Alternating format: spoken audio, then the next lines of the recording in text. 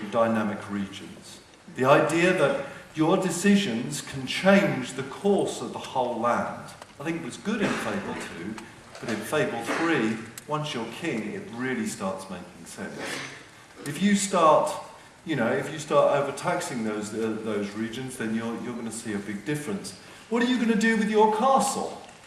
Are you going to build it up? Are you going to develop it? Are you going to expand it? Are you going to spend the hard-earned money on making it more beautiful? Certainly your spouse is going to want you to.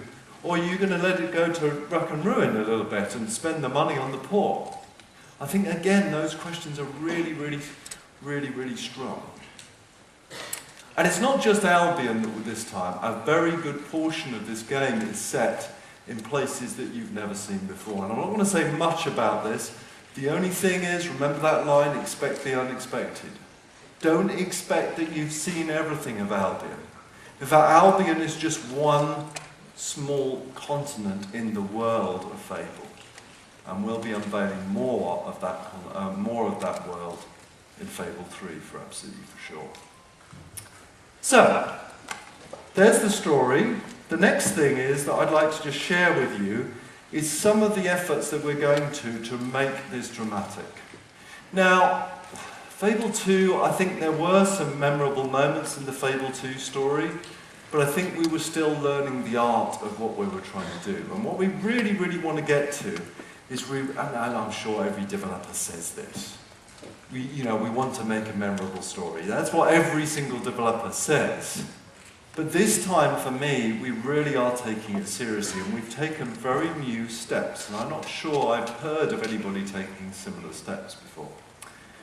So firstly, we've been inspired by a lot of historic events. We've gone through revolutionaries and leaders and kings and queens through history throughout the world. I mean, for example, there's an amazing, incredible tale. If anyone is interested, look up at the tale of what's happened in Oman, in the Middle East, in the last 100 years. It's absolutely fascinating. It almost fits perfectly what we're trying to do. There was these two brothers that were, literally one brother seemed to be, wanting to hold Oman back, and this other brother rebelled and overthrew the older brother. I mean, it was like a story in itself. You really have to look at some plays of Shakespeare to see some great inspiration.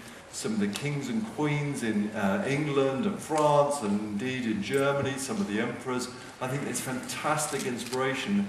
And I tell you what, when you actually start investigating that, the amount of intrigue, backstabbing, just terrible events that went on over the last 1,000 years just in Europe is almost unbelievable. And so, getting that into the drama of the story is really important. But the big problem that games have got, time and time again, and especially with something like Fable, it's such a big, huge, massive game full of regions, full of free-flowing game mechanics and freedom for the player. The big problem we have is seeing the story early enough.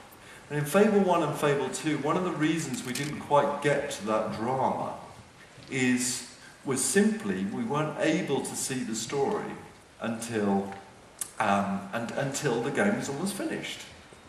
And which is a little bit crazy, really, when you think about it, not being able to hear the voices or see what a performance is like. So what we've been doing is experimenting with a new way of seeing the story early. So what we did was we did something called staging. We wrote the story, we did all the scripts of the story, it's a huge, massive story. And then we went to a film studio called Shepperton, where we hired a big sound stage, bigger than this room. We got a whole load of actors and actresses in, and a proper professional director, and we started acting out the entirety of the story. And I want to just share some moments of this with you now, and just say why, as a designer, that is so important. So here we are. Judgment of this Fairfax Castle servant will now commence.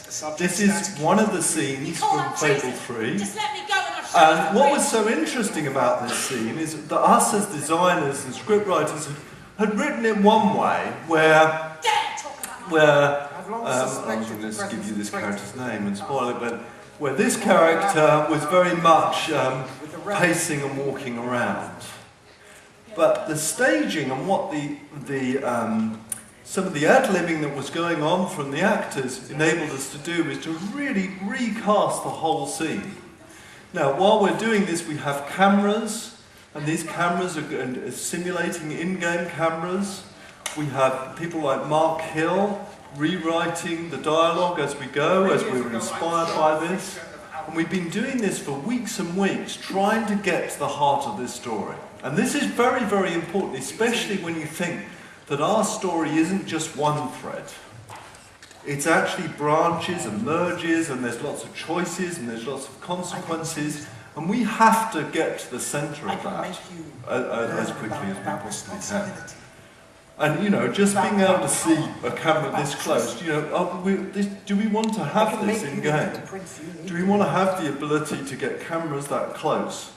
We've got the look-at trigger, if you remember, from Fable 2. We can still have that look-at, but that should be a lot more meaningful than it has been before. So all of this staging has taken place. That staging video then goes back to the animators, back to the gameplay scripters. They're inspired to balance around that, and we found that a fantastic inspirational thing. And I think because of this, because again we're using some of the talent, voice talent that you have from Fable 2, we're using again in Fable 3, we're getting some new voice talent as well. I'm really beginning to get a lot more confident that the story can be truly, truly dramatic. But that's the story side. Let me just touch very, very briefly on a couple of new gameplay mechanics. The first thing I want to talk about is, you know, I know what you're thinking out there, you press people, because you're sneaky people. You're probably thinking, are they actually going to be making RTS then? You know, is when you're king, are you going to be sort of adjusting taxes and sending armies out? No, don't think of that. What we are doing when you're king, we're introducing this new mechanic. And this new mechanic, I'm going to tell you what it is, but I'm not going to tell you exactly how it's implemented. It's something called judgments. Now here's the thing. Being able to be king, you should be able to say, I judge you.